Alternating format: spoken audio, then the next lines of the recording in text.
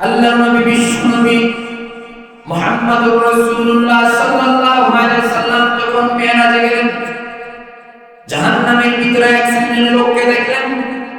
ওই শ্রেণীর লোকগুলা হাতির যে আঙ্গুল আছে, আঙ্গুলের যে নখগুলা আছে, নখগুলো হচ্ছে তামাম বড় বড় ধারালো নখগুলা ছিল। ওই লোকগুলা নিজের মুখমণ্ডলকে ছিঁড়ে ফেলছে, ওই লোকগুলা নিজের গাকে ছিঁড়ে ফেলছে, বুককে ছিঁড়ে ফেলছে। এবার মুহাম্মদুর রাসূলুল্লাহ সাল্লাল্লাহু আলাইহি ওয়াসাল্লাম জিবরাইল আমাকে জিজ্ঞাসা করলেন, জিবরাইল, এরা কারা, কি করেছে, কি জন্য এমন করছে? নিজের নখ দিয়ে নিজের শরীরকে তুলে ফেলতেছে, নিজের নখ দিয়ে নিজের গাকে নিজের শরীরকে শেষ করে দিচ্ছে। এরা কারা? মুহাম্মদুর রাসূলুল্লাহ সাল্লাল্লাহু আলাইহি ওয়াসাল্লাম কি জিবরাইল বলেন, ইয়া রাসূলুল্লাহ, এই লোকগুলো হচ্ছে তারা যারা দুনিয়ার ভিতরে পরনিন্দাকারী ছিল। কি ছিল? পরনিন্দা। আমাদের সমাজে পরনিন্দা বেশি না কম? পরনিন্দা কি? পরনিন্দা হচ্ছে আমি এখানে একটা কথা শুনলাম, মিথ্যা প্রচার করা। আমি ওই ব্যক্তির লোক আমার সামনে নাই, আমি ওই ব্যক্তির বিরুদ্ধে আরেকজনের কাছে কথা বলবো, কিন্তু ওই ব্যক্তিটা আমার সামনে নাই, ওইটা হচ্ছে পরনিন্দাকারী। আমি আমার কথা বলি, আমি কি করেছি এটা যদি আপনার দোকানে যেয়ে বলেন, মনে রাখবেন যে ভুল করে ওই ভুল যদি তাকে বলবেন, ওই ভুল তাকে বললে ভুল সংশোধন করে নেবে। আর যদি তাকে না বলে রাস্তার ভিতরে ঘুরে ঘুরে বলেন, মনে রাখবেন আপনি নিজের খাই নিজের পরে নিজের সব কিছু করে আপনি নিজের গুনার গুনাহগুলো আপনার কাঁধে মুক্ত করে নেবেন। তাহলে আল্লাহর নবী সাল্লাল্লাহু আলাইহি ওয়াসাল্লাম এক নম্বরে মেরাজে গেলেন। মেরাজে যাওয়ার পর জাহান্নামে দেখলেন এক শ্রেণীর লোকের হাতের নখগুলা, পিতল লোকের হাতগুলা হচ্ছে তামাম, নখগুলো হচ্ছে অনেক বড় বড়, নিজের মুখমণ্ডলকে তুলে ফেলছে, নিজের মুখমণ্ডলকে তুলে ফেলছে, নিজের শরীরকে তুলে ফেলছে। আল্লাহর নবী যখন এবারে জিবরাইল আমিনকে জিজ্ঞাসা করলেন, জিবরাইল আমিন, এরা কারা, কেন এরা এরকম করতেছে? এবার জিবরাইল বলে, ইয়া রাসূলুল্লাহ, এরা হচ্ছে দুনিয়ার ভিতরে যারা পরনিন্দা করেছিল তারা। তবে এক নাম্বার কাদের কথা বলছেন? পরনিন্দা করেছে। দুই নাম্বার আল্লাহ রাসূল সাল্লাল্লাহু আলাইহি ওয়াসাল্লাম যখন গেলেন, দেখলেন কাঠ দিয়ে, কেচি দিয়ে, জাহান্নামের কেচি দিয়ে ঠোঁটগুলা, জিহ্বাগুলা কেটে দেওয়া হচ্ছে। জাহান্নামের কেচি দিয়ে ঠোঁটগুলা, জিহ্বাগুলা কেটে দেওয়া হচ্ছে। ওই ব্যক্তিকে আবার আল্লাহর নবী সাল্লাল্লাহু আলাইহি ওয়াসাল্লাম জিজ্ঞাসা করলেন, ও জিবরাইল, এরা কারা, কেন এমন করছে? এরা হচ্ছে তারা যারা দুনিয়ার ভিতরে এখন অনেক বক্তা আছে না নাই? বক্তা আছে না নাই? বলনেওয়ালা মানুষ আছে না নাই? আছে। এরা হচ্ছে তারা যারা নিজে বলেছে কিন্তু আমল করে নাই। তারা এবার শুনে হুজুরের দিক ঠেলে দিতে হবে না, নিজের দিক নিতে হবে। নিজের পরিবারের ভিতরে আমি যদি আপনার সন্তানকে বলি, সন্তান তুমি নামাজ পড়ো, কিন্তু আমি বললাম না, এই ব্যক্তিরা হচ্ছে তারা, এই হাদিসের ভিতরে তারা অন্তর্ভুক্ত। আমি সন্তানের বাবা সন্তানকে বললাম, সন্তান আবু বকর তুমি যাও, তুমি নামাজ পড়তে যাও, কিন্তু আমি নামাজ পড়লাম না, আমি দোকানে বসে থাকলাম। ওই ব্যক্তি হচ্ছে তারা। এরপর আমি আলোচনা করলাম, আমি হাদিস পড়লাম, আমি সুন্নাত পড়ার জন্য বললাম, নামাজ পড়ার জন্য বললাম, কিন্তু আমি নিজেও নামাজ পড়লাম না। ওই আমিও এমন ব্যক্তি, জাহান্নামের কেচি দিয়ে আমার ঠোঁটার জিহ্বাগুলো কেটে দেওয়া হবে। তবে সন্তান যদি বাবাকে আদেশ করে, সন্তান শোনো, এখানে আরেকটা হাদিস আছে, আল্লাহর নবী সাল্লাল্লাহু আলাইহি ওয়াসাল্লাম বলেছে, যদি তুমি দিন সম্পর্কে, যে কোনো সম্পর্কে তুমি কাউকে যদি আদেশ দিতে চাও, তুমি কাউকে বলতে চাও এই কাজগুলো তুমি করিও না, দোকানে যেও না, তুমি ভুল করিও না, কালে গেলাস করিও না, তুমি নামাজ পড়ো, তুমি দাঁড়িয়ে রাখো, সবগুলো বলার পরে যদি তুমি নিজে না করো, কিয়ামত পর্যন্ত বলতে থাকলে তোমার সন্তান আর পরিচিত কেউ এটা গ্রহণ করবে না। তাহলে এবার আমি বক্তা হলাম, আমি আলোচক, আমি সন্তানের বাবা, আমি নাতির দাদা, আমি নাতির নানা, আমি নিজের স্ত্রীর স্বামী, আমি সব কিছু, আমি সবাইকে আদেশ করলাম এটা করার জন্য, এটা না করার জন্য, কিন্তু আমি নিজে করলাম না। ওই কিয়ামতের ময়দানে ওই আমাকেও ওই জাহান্নামের কেচি দিয়ে নিজের ঠোঁটগুলা আর হচ্ছে জিহ্বাগুলা কেটে দেওয়া হবে। দুই নাম্বার কে? নিজের পরিবক্তা কে? বক্তা, বলনেওয়ালা। সহজ হচ্ছে বলনেওয়ালা, বক্তা কি বলতে হবে? বলনেওয়ালা, আদেশ দেওয়ানেওয়ালা। আমি আদেশ দিচ্ছি তুমি নামাজ পড়ো, কিন্তু আমি বললাম না।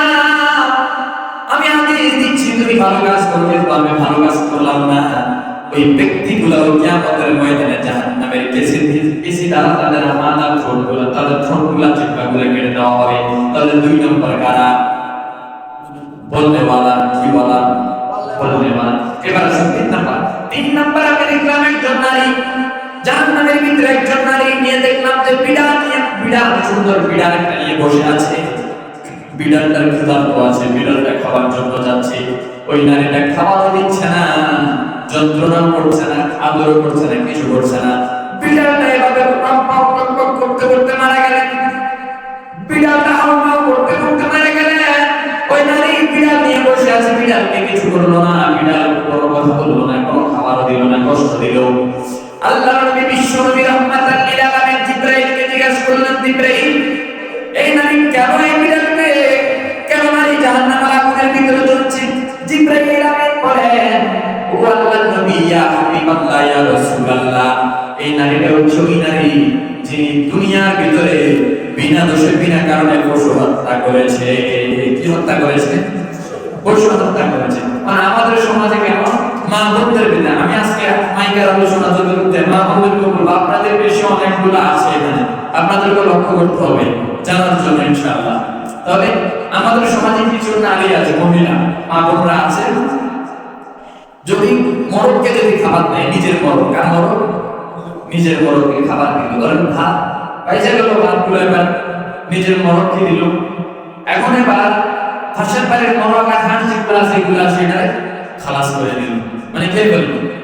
এখন এবার কি করে, ওই মা হচ্ছে কি হোক, ওই মহিলার হাতে যা থাকে তা তো মেরে দেয়, বাকি আল্লাহ দেওয়া যে পবিত্র জমান আছে তা দিয়ে সুন্দর একটা কথা বলে দেয়। আসে না? সাবধান, এমন করা যাবে না। তবে আল্লাহ নবী সাল্লাল্লাহু আলাইহি সাল্লাম 3 নম্বর ব্যক্তিকে দেখলেন, ওই নারীটা বিড়ালকে কিচ্ছু দিচ্ছে না, নারী জাহান্নামের আগুনে নিয়ে জ্বলছে, নারীকে কিচ্ছু, নারী ওই বিড়ালকে খাবার দিচ্ছে না, বিড়ালটা হাওমাও করে কান্না করতে করতে মারা গেলেন। এবার আল্লাহ নবী যখন জিজ্ঞাসা করলেন, ইয়া আল্লাহ নবী জিজ্ঞাসা করলেন, জিবরাইল এই লোক এই নারীটা কেন জাহান্নামের আগুনের ভিতরে জ্বলছে, কেন বিড়ালটাকে খাবার দিচ্ছে না? আর জিবরাইল আমিন বলেন, ইয়া রাসূলুল্লাহ এই নারীটা হচ্ছে তিনি যিনি দুনিয়ার ভিতরে পশু হত্যা করেছে। এবারে কুকুরকে হত্যা করা, আমরা অনেকজন আছে কুকুরকে হত্যা করলে নাকি আবার 8টা জান্নাতের দরজা খুলে যায়, এমন অনেকজন বলে না। কখন? নির্দোষ ভাবে নিরপরাধে আপনি যদি কুকুরকে হত্যা করেন, আপনার জন্য হাদিস অন্তর্ভুক্ত। নির্দোষ ভাবে বিড়ালকে মারা যাবে না, কুকুরকে মারা যাবে না, নির্দোষ। আপনাকে কুকুর রাস্তা নিয়ে হাঁটছে, এখন রাস্তা রাতে বেশি দেখা যায়, কুকুরটা রাস্তা নিয়ে হাঁটছে, তো আপনি কি করলেন? কুকুর দেখলেন ঘুমিয়ে আছে, তা আপনি গাড়িটা কুকুর উপর দিয়ে তুলে দিলেন, ওই হাদিস তো অন্তর্ভুক্ত। আপনি রাস্তাটা যখন বড় রোডে যখন চলা হয়, কালো রোডে চললে দেখা যায় অনেক টায়ার ড্রাইভাররা আছে, বাপরে এদের মানে খুব ব্যস্ত হয়, মানে পরিস্থিতি যেমন কুকুর আছে না মানুষ আছে এটা দেখেন, এরা যেমনি আছে এমনি উঠে দিয়ে চলে যায়। সুতরাং এটা করা যাবে না। তাহলে 3 নম্বর হচ্ছে কারা? জাহান্নামে পশু হত্যাকারী। কি হত্যাকারী? মনে রাখতে হবে। গত জুমার কথা মনে আছে? যারা উপস্থিত আছেন অবশ্যই মনে আছে, সবাইকে মনে রাখতে হবে। আমি বলেন বুঝাই দিব না দিলে বা আমি ব্যর্থতা। তাহলে 3 নম্বর। এবার 4 নম্বর কারা? 4 নম্বরে আল্লাহ নবী সাল্লাল্লাহু আলাইহি সাল্লাম জাহান্নামে দেখলেন, জাহান্নামের ভিতরে দেখলেন একজন নারী জাহান্নামের ভিতরে জ্বলতেছে, আগুন করতেছে। তাদের যে স্তন আছে, স্তনগুলোতে লোহার শিক দেওয়া হচ্ছে। এবার আল্লাহ নবী জিবরাইলকে জিজ্ঞাসা করলেন, জিবরাইল কি জন্য এমন করা হচ্ছে? জিবরাইল আমিনকে যখন জিজ্ঞাসা করা হলো, জিবরাইল আমিন বললেন, এরা হচ্ছে ওই সন্তানদেরকে দুধ পান করার জন্য দেয় না, এমন মা আছে না? নাই? আছে, আছে। কি করে জানেন? নিজের মায়ের তো মহিলা, তো আমরা পুরুষরা ভাই যদি বাইরে যাই অন্তত মেঘলার তালগুলো লাগাইয়া বাইরে যাবেন, আমার কাজ নাই বেশি হাজারটা করা, কিন্তু মহিলারা দেখবেন গায়ের দেয়াগুলো বিরুদ্ধে যাচ্ছে, মুখে দেয় আরেকগুলো। কিন্তু কিছু মহিলা আছে নিজের শরীর কমে যাবে, শরীরের যে সৌন্দর্য আছে এটা কমে যাবে বলে নিজের সন্তানকে নিজে দুধ না দিয়ে ওই স্বামীকে বলে হাসপাতাল থেকে নিয়ে আসুন, আলাদা দুধ খাওয়াই আসে না? এখন অস্বীকার করার সুযোগ নেই, আসে না? নাই, আছে। এবার অন্য সন্তানের অন্য মায়ের দুধ আনি খাওয়াই দেয়, বাইরে থেকে আনি খাওয়াই দেয়, এমন মা আছে না? এখনো সাবধান আমার ভাইয়েরা, আমার বোনেরা, সাবধান থাকবেন, এটা করা যাবে না। কেন? আরেকটা বিষয় আছে, আপনি মা হয়ে, গর্ভধারণী মা, আপনার সন্তানকে আপনার নিজের স্তনের দুধ যদি না খাওয়ান, আপনার সন্তান যত বড় হবে আপনার প্রতি আকৃষ্ট ভালোবাসাটা কমে যাবে। ঠিক না? বিজ্ঞান ও প্রযুক্তি দ্বারাও কমে যাবে, আল্লাহ রাসূলের হাদিস দ্বারাও কমে যাবে, কোরআনের রিসার্চ দ্বারাও কমে যাবে। কোরআনুল কারীমের ভিতরে বলেছেন সন্তানদেরকে 2 বছর পর্যন্ত, কয় বছর? 2 বছর পর্যন্ত সন্তানদেরকে দুধ খাওয়াতে হবে। আলগা দুধ খাওয়ানো যাবে? আলগা দুধ খাওয়ানো যাবে? নিজের সন্তানকে নিজে দুধ পান করাবেন। নিজের সন্তানকে যখন নিজে দুধ পান করাবেন, সন্তান যত আস্তে আস্তে বড় হবে, বড় হতে হতে সন্তান আপনার প্রতি বেশি ভালোবাসা থাকবে, আপনাকে বৃদ্ধাশ্রমে আরে দিবে। তাহলে চলে গেল কয় নাম্বার? 4 নাম্বার চলে গেছে। এখন কয় নাম্বার? 5 নাম্বার ব্যক্তি কারা? 5 নাম্বার ব্যক্তি হচ্ছে এক লোককে দেখবেন, কারণ এক ব্যক্তির কাছে পাথর, একজন ব্যক্তির কাছে বস্তার ভিতরে পাথর পড়ে এরপরে ওই ব্যক্তিকে কাঠ দ্বারা মাথার উপর আঘাত করা হয়, বড় বড় কাঠ দিয়ে পাথর দিয়ে মাথার উপর আঘাত করা হয়। আল্লাহ নবী সাল্লাল্লাহু আলাইহি ওয়াসাল্লামের আবার জিবরাইলকে জিজ্ঞাসা করলেন, জিবরাইল কি জন্য তাকে এমন আঘাত করা হচ্ছে? আল্লাহ নবী জিবরাইল এবার নবীজিকে বললেন, ইয়া রাসূলুল্লাহ, ইয়া হাবিবাল্লাহ, এর হচ্ছে ওই ব্যক্তি যারা দুনিয়ার ভিতরে কোরআনী শাসন চায় নেই। বুঝে আসছে? কোরআনী শাসন চাই নেই। এখন আমরা যদি কোরআনী শাসন চাই, কোন রাষ্ট্রের সাথে, কোন দলের সাথে সম্পৃক্ত থাকা লাগবে। আপনি যদি আওয়ামী লীগ করেন, রাখবে না। যদি আওয়ামী লীগ করেন, আপনার ইচ্ছা, বিএনপি করলো আপনার ইচ্ছা, জামাত করলো আপনার ইচ্ছা, আপনি শাসনতন্ত্র করলো আপনার ইচ্ছা, আপনি যাই করেন আপনার ইচ্ছা, তবে মনে রাখতে হবে আপনার দুনিয়ায় পাঠিয়েছেন কে। ওই আপনারা যদি ভয় করেন, ওই মুহাম্মদ আরবিকে যদি বিশ্বাস করেন, আল্লাহকে যদি বিশ্বাস করেন, আপনি যদি আওয়ামী লীগ হন, আপনি চাইবেন দুনিয়ার ভিতরে কিভাবে কোরআনী শাসন করা যায়। আপনি যদি বিএনপিও করেন, আপনি মনে রাখতে হবে আপনার আল্লাহ আপনারই আল্লাহ পাঠিয়েছে, আর দুনিয়ার ভিতরে কোরআনী শাসন চাইবেন। এখন আমাদের সমাজে কোরআনী শাসন চাই না কি জন্য জানেন না? স্বর্গে যদি বলো ছোট তুমি একটা ভোট দাও, এই দুনিয়ার ভিতরে, পৃথিবীর ভিতরে তুমি কোরআনী শাসন যেন সৃষ্টি হয়, তুমি যদি এখানে একটা ভোট দাও, তোমার ভোট দেওয়ার পরে দুনিয়ার ভিতরে, পৃথিবীতে, বাংলাদেশের ভিতরে কোরআনী শাসন শুরু হয়ে যাবে। সুর মনে মনে চিন্তা করবে, যদি আমি ওইখানে ভোট দিয়ে দেই, তাহলে রাত্রে বারে আমি মরবুত মিয়ার বাড়িতে যাই, ভোট চুরি করবো কিভাবে? চিন্তা করবে কি, আমি যদি এখানে ভোট দিয়ে যদি কোরআনী শাসন শুরু হয়ে যায়, কোরআনে তো আল্লাহ বলেছে চোরে প্রথম কথা তার হাতটাকে কুচি দিয়ে কেটে ফেলে দাও, আবার চুরি করলে বাম হাত ফেলে দাও, আবার চুরি করলে ডান পা কেটে দাও, আবার চুরি করলে বাম পা কেটে দাও। সুতরাং আমি যদি এখানে সিগনেচার দেওয়ার পর যদি কোরআন শাসন শুরু হয়ে যায়, তো কোরআনে তো বলা হয় যে রাষ্ট্রীয়ভাবে যখন কোরআন ঘোষণা হয়ে যাবে, ওই আমার অত হাত পা গুলো কেটে দেওয়া হবে, আমার সংসারটাকে জানি না। এতদিন তো শুনে কইরা সন্তানরা খাওয়াইছি, পুরো খাওয়াইছি, মারও খাওয়াইছি, এবার যদি আমার সিগনেচারের জন্য যদি কোরআন শাসন হয়ে যায়, তাহলে 1 নম্বরে আমার হাতটা কেটে। তাহলে চলে এবার চাই না কোরআন শাসন। এবার যদি আপনি রাষ্ট্রীয় দলকে যদি বলেন, আজকে এখানে যদি একটা হাজিরা খাতা আছে, এখানে যদি আপনার একটা সিগনেচার ছাড়া একটা জিনিস হয়ে থাকে, তাহলে কোরআন শাসন শুরু হয়ে যাবে। সে চিন্তা করবে, অন্তর যদি আসে 120-50 আমি পারি কিভাবে? এতদিন তো সেটা ছিল না, এখন তো সেটা হয়ে যাবে। ঠিক না? এই জন্যই আমরা চাই না কোরআনী শাসন।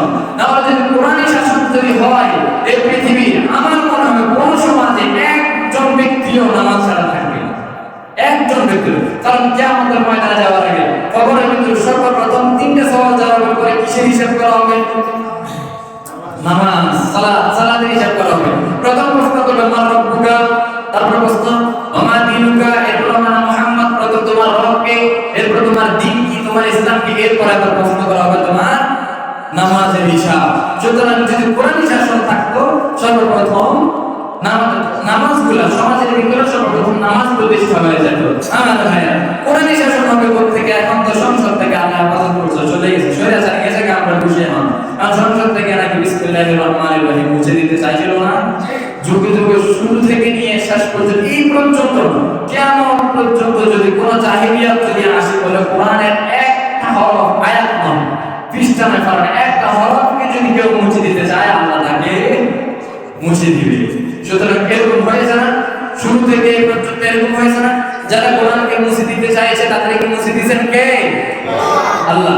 সুতরাং তাহলে 3 নম্বর ব্যক্তি যিনি কোরআনী শাসন চায়নি, মত মিলিয়ে মানে আমি মিডে শুনছি একটা কথা আছে নোয়াখালীর ভাষায়, মিডে শুনছি সেটা এটা মুড়ি যখন ফাইন মিডের সাথে একত্রিত হয় ওই মুড়িকে আলাদা থেকে নষ্ট হয়, একত্রিত হয়ে যায় না, এটা হচ্ছে মিডে শুনছি না। এগুলো করা যাবে সাবধান। আপনি কোরআনী শাসন করার জন্য আপনার যথেষ্ট পরিমাণ আপনার ত্যাগ স্বীকার করবেন, আপনি করবেন। আপনি যদি ময়দানে যদি বলতে ভয় পাচ্ছেন, ময়দানে বললে আমার হত্যা হতে পারে, আমার স্ত্রী বিধবা হয়ে যাবে, আমার সন্তানের দিন হয়ে যাবে, ওরকম যদি হয় আপনি আল্লাহর কাছে বলুন। আল্লাহর কাছে বলতে বলতে দেখবেন আল্লাহ একদিন আপনার কলমটাকে এমন পরিষ্কার করে দিবে, মনে এমন পরিষ্কার করে দিবে, তখন আপনি আরো দ্বিধাবোধ করবেন না, যারা আবু বকরের মতো ময়দানে নেমে যাবেন। আল্লাহু আকবার। তাহলে কয় নাম্বার গেল? 5 নাম্বার গেল। এরপরে আবার 6 নাম্বার একজন ব্যক্তিকে দেখবেন। 6 নাম্বার হচ্ছে যারা মিথ্যা কথা বলে। কি কথা? মিথ্যা কথা কেমন করে বলে ভালো করে বুঝেন। ওই হুজুর আলোচনার ভিতরে যা বলছে তা হুজুরের বিরুদ্ধে যায় কিছু কিছু একত্রিত করে মিডিয়া সেন্টারের মতো দোকানে যায় যারা বলে এরাই হচ্ছে মিথ্যাবাদী। আপনার ঘর থেকে, পাশের ঘর থেকে টাকা চুরি হয়ে গেল, টাকা চুরি হওয়ার পরে এবার একজন বাইরে হলো, আমার ঘরে টাকা নেই। এবার আপনি হুট করে বাইরে বললেন, আরে আমার মনে হয় স্বামী নিয়ে ছেলেটা নিয়ে গেছে, এটা মিথ্যা কথা। কি কথা? মিথ্যা কথা। এটা সন্দেহ, কোন সন্দেহ ছাড়া সবচেয়ে বড় মিথ্যা কথা। ওই ব্যক্তিগুলা কারা? ওই দেখবে যে কোরআন দিয়ে লোহা দিয়ে চোখের ভিতর গরম শীত দিয়ে দিচ্ছে, ওই ব্যক্তিরা হচ্ছে মিথ্যাবাদী। আল্লাহ রাসূল সাল্লাল্লাহু আলাইহি সাল্লাম জিবরাইলকে জিজ্ঞাসা করবে, জিবরাইল এরা কারা, কি জন্য এমন করছে? এবার আল্লাহ রাসূলকে বা জিবরাইল বলল, ইয়া রাসূলুল্লাহ এরা হচ্ছে তারা যারা দুনিয়ার ভিতরে মিথ্যাবাদী ছিল। সুতরাং মিথ্যাবাদী হওয়া যাবে না। অনেক বড় কথা, আমি সংক্ষিপ্ত করে বলে দিচ্ছি। এবার মিথ্যাবাদীদের কয়েকটা রকম আছে। আমি এখানে কি বললাম, আমার কথা যদি আপনার পছন্দ না হয়, আমার যদি কোনো কথা, আমার যদি কোনো ব্যবহার যদি আপনার কাছে পছন্দ না হয়, তাহলে আপনি আমার কাছে এসে বলবেন। ঠিক আছে? সবার বেলা, বিশেষ করে আমি আমার বেলা বলবো, যতদিন এখানে রিজিক থাকবে, আমিও যতদিন এখানে রিজিক থাকবে ততদিনের জন্য আপনারা যারা শুনছেন সবাইকে বলবো, আমার যদি কোনো ভুল, আমার যদি কোনো কথা, কোনো ব্যবহার আপনাদের কাছে যদি অসম্পূর্ণ মনে হয়, অসন্তুষ্ট হয়, আমাকে আসে বলে দিবেন। আমি কারো ছোট ভাইয়ের মতো, কারো সন্তানের মতো, কারো নাতির মতো, আমাকে আসে বলবেন হুজুর আপনার এটা ভুল, আমি সংশোধন করে দেবো। কারণ আমার না বললে যদি আপনার দোকানে বলেন, মনে রাখেন আপনারা আমি টাকা দিয়ে রাখি না, আপনি নিজের খান, নিজের পোশাক সবকিছু নিজে করার পর আমার গুণার বাকিটা আপনি হবেন, ঠিক না? তাহলে মিথ্যাবাদী। তাহলে এখানে কি হচ্ছে? এটা আপনি অপর ব্যক্তিকে যে লাগাই দেওয়া, আন্দাজ করা। একজনের এসে বললো, আর বলতে গেলে অক্ষর কয়টা আছে, এবার হবে 500 1000 হবে, এর চেয়ে বেশি হবে, সাবধান করা যাবে না। আপনি এটা করে দেখবেন, দরকার নাই। আপনি পরিকল্পিতভাবে আপনি চিন্তা করতেছেন এখানে এরকম হতে পারে করা যাবে না, হতেই হবে মিথ্যাবাদী। তাহলে মিথ্যাবাদীদেরকে কিয়ামতের ময়দানে আল্লাহ লোহা দিয়ে চক্ষু মুখের উপর আঘাত করা হবে। তাহলে 6 নাম্বার চলে গেল। এরপর হচ্ছে 7 নাম্বার। কয় নাম্বার? আবার বলুন, কয় নাম্বার? 7 নম্বরের ব্যক্তি হচ্ছে জিনা করা। কি করা? জিনা যারা করে তাদেরকে। এখন নিজের বউ ধুইয়া অন্যের বউর দিকে তাকায় এমন মানুষ আমাদের সমাজে নাই। আছে? ভালো করে শুনেন, সম্ভব? এটা অসম্ভব। নিজের স্ত্রী থাকার পরেও যারা অন্যের স্ত্রীর দিকে তাকায়, অন্যের মেয়ের দিকে তাকায়, বড় মেয়ের দিকে তাকায়, জেনারেশন যারা আছে, আমি না তাকাইয়া বলি, মেসেঞ্জার ফাইলে সর্বপ্রথম মেসেজ দিয়ে বলে কেমন আছেন, আছে না নাই? আছে। এদিক দিয়ে যুবকরা কম আছে, এভাবে এদিক দিয়ে তাকাচ্ছে, এদিক দিয়ে বেশি আছে, ওই জন্য বলছি আমি। তাহলে সর্বপ্রথম তার সাথে সম্পর্ক করতে চায়। মনে রাখবেন, দুনিয়ার আপনি আল্লাহ পাঠিয়েছে, আল্লাহ আপনার জন্য একজন জোড়া ঠিক করে দিয়েছে। আপনার সময় যখন হবে তখন আপনার বিবাহ হবে, সময় যখন হবে তখন আপনার সহধর্মী আপনার কাছে চলে আসবে, আপনার চাইতে হবে না, কারণ এটা ঠিক করে দিয়েছেন তিনি কে? জামানা থেকে আমি পুরুষের জন্য একজন নারী আল্লাহ ঠিক করে দিয়েছে, এটা দুনিয়ার ভিতরে যখন সময় হবে তখন ঠিক আপনার কাছে চলে আসবে। অযথা আপনি বাবার টাকা দিয়ে কি বইরা আপনি একজন ঠিক করা লাগবে? লাগবে?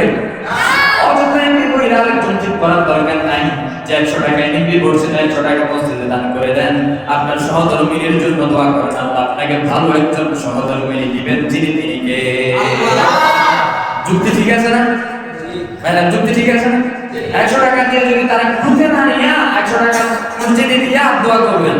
আপনি যখন কোনো কিছু সদকা করছেন, দান করছেন, তখন নিয়ত রাখবেন যে আল্লাহ আমি এই নিয়তে দিচ্ছি। ডাইরেক্ট দিয়ে দেন না। শুক্রবার আমি টাকা দেই না, মসজিদের জন্য অনেকে টাকা দেয় না, 10 টাকা 5 টাকা যা যতটুকু সমর্থ আছে দেওয়ার আগে নিয়ত করবেন যে আমি এই টাকাটা দিচ্ছি এই নিয়তে, এটা নিয়ত করবেন। তো 100 টাকা বিনা বইয়া আপনি যদি দেন, নিয়ত করেন যদি আল্লাহ আপনি আমার এমন একজন জীবন সঙ্গী দিয়েন, যে জীবন সঙ্গী আমার আখিরাতের কথা মনে করায় দেয়, আমার যে জীবন সঙ্গী আমার ফজর বেলা ঘুম থেকে জাগিয়ে দেয় নামাজ পড়ার জন্য, আমার যে জীবন সঙ্গী আমাকে তাহাজ্জুদের জন্য জাগিয়ে দেয়, আমার যে জীবন সঙ্গী আমাকে দিনের পথে চলতে সহজ করে দেয়, এমন একজন জীবন সঙ্গী আপনি আমার জন্য দান করিয়ে বলেন আমিন। বলে এবার জিনা করা, কি করা? জিনা করা। জিনা করা যাবে না। জিনাকারীরা কেমন থাকবে? জিনাকারীরা থাকবে একজন লোহার আগুন দিয়ে যখন জ্বালানো হবে, লোহার শিকড় দিয়ে দেওয়া হবে, এরা চিৎকার করতে থাকবে বাঁচাও, এরা চিৎকার করবে আর বাঁচাও বাঁচাও বলে বলবে। তখনই আল্লাহ রাসূল সাল্লাল্লাহু আলাইহি ওয়াসাল্লাম জিবরাইলকে যখন জিজ্ঞাসা করবে, জিবরাইল বলবেন ইয়া রাসূলুল্লাহ, এটা হচ্ছে তারা দুনিয়ার ভিতরে জিনা করেছে। এখন আমাদের সমাজে এমন ব্যক্তি আছে, নিজের ঘরের বউ যদি 1 বছর পার হয়ে যায় বলে ওরে স্বামীর বউটা তো কত সুন্দর, আমার কপালে জুটলো না। নাউজুবিল্লাহ। এমন করা যাবে না। সুতরাং শুরু থেকে বলেছি, রূহ জামানা থেকে আপনার রূহের সাথে আল্লাহ আপনার জন্য একজন জোড়া ঠিক করে রেখেছেন। আপনি যখন দুনিয়ায় এসেছেন, সময় যখন হবে ঠিক তখনই আপনার সহধর্মী আপনার কাছে আসবে। দুনিয়ার ভিতরে অযথা বাবার টাকা খরচ করে বোঝা রাখবে। কয় নাম্বার চলে গেল? মাশাআল্লাহ, মনোযোগ আছে, ভালো করে মনোযোগ দেন আমার ভাইয়েরা। এবার 7 নাম্বার আছে, 8 নাম্বার। 8 নাম্বার হচ্ছে আল্লাহর নবী সাল্লাল্লাহু আলাইহি ওয়াসাল্লাম হাঁটতেছেন, যাচ্ছেন, যাওয়ার পর দেখলেন একটা রক্তের নদী। কিসের নদী? রক্তের নদী। কোন পানি নয়, রক্ত দিয়ে নদী করা হয়েছে। নদীর ভিতরে একজন মানুষ, উনি একজন দাঁড়িয়ে আছে, আর একজন পাথর নিয়ে দাঁড়িয়ে আছে। কি নিয়ে? কথা বলেন, কি নিয়ে? পাথর নিয়ে দাঁড়িয়ে আছে। ওই ব্যক্তিটাকে রক্তের পাটটা করে সাগরের ভিতরে হাবুডুবু খাচ্ছে, নদীর ভিতরে হাবুডুবু খাচ্ছে।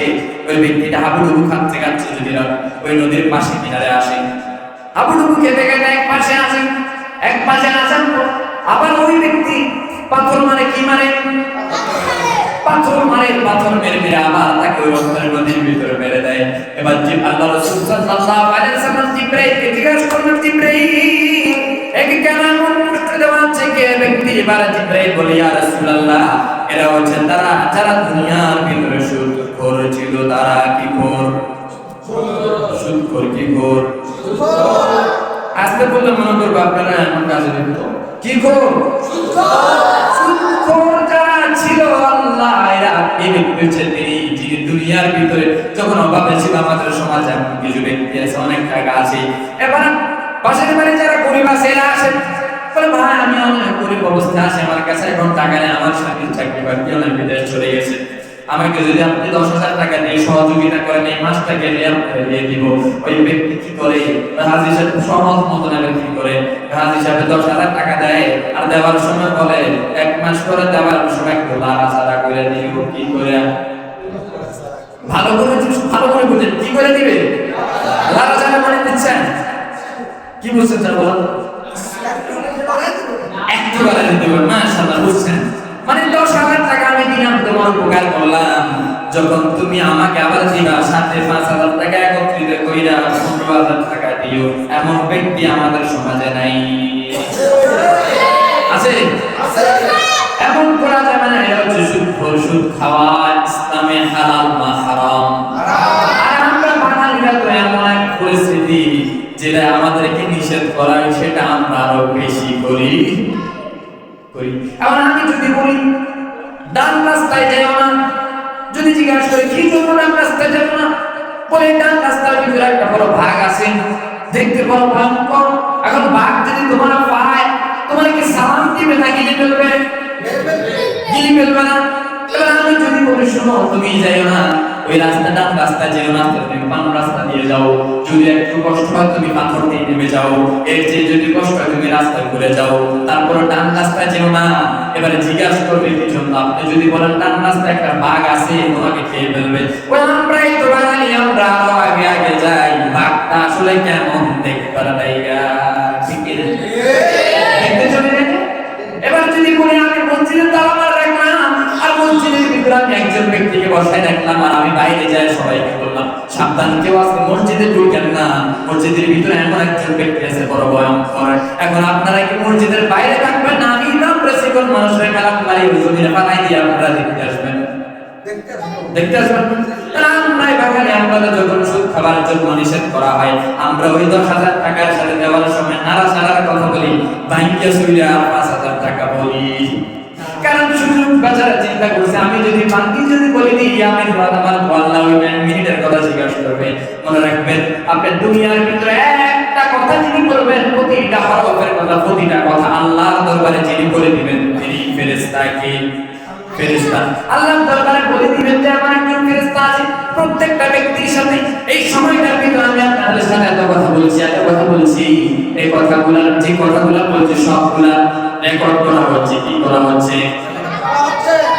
রেকর্ড করে এবার কিয়ামতের যখন আদালত হবে, কত জমায় করেছিলাম, ওই আদালতের দিন আপনার গাড়িগুলো পেশ করে দেওয়া হবে। আল্লাহ রাব্বুল আলামিন ফেরেশতাকে বলবে ফেরেশতা তোমার কাছে কি লিপিবদ্ধ আছে, কি রেকর্ড করেছো সবগুলা বলে দাও। এবার ওই ফেরেশতাটা আপনার যার সাথে যে ফেরেশতা রেকর্ড করে, ফেরেশতাটা রেকর্ডিং বাইর করবে, বাইর করে আদালতের ভিতরে শোনায় দিবে। ও ভাই আমার ভালো করে বুঝুন, আপনি যদি গালিগালাজ করেন ওই রেকর্ডের ভিতরে গালিগালাজ গুলো থাকবে, আপনি যদি কালামুল্লাহ তেলাওয়াত করেন তার কালামুল্লাহ তেলাওয়াত গুলো থাকবে। এই কিয়ামতের ময়দানে যখন আল্লাহর দরবারে ওই দুইটা যে সিদ্ধান্ত নিবে, আদালতের মধ্যে একটা ফাঁসির কাষ্টা, একটা হচ্ছে যাবজ্জীবন কারাগার। ওই কিয়ামতের ময়দানে যে আদালত হবে, আদালতের ভিতরে দুইটা হবে, একটা আপনি জান্নাতে চলে যাবেন আর একটা জাহান্নামে চলে যাবেন। দুইটার ভিতরে যখন এবার হিসাব কিতাব শুরু করে দেওয়া হবে, রেকর্ডটা যখন পাস করা হবে আমার ভাই, তখন যদি আপনার গালাগালি গুলো যদি বলে দেওয়া হয়, বলেন আপনার কখন পরিস্থিতি কি হবে?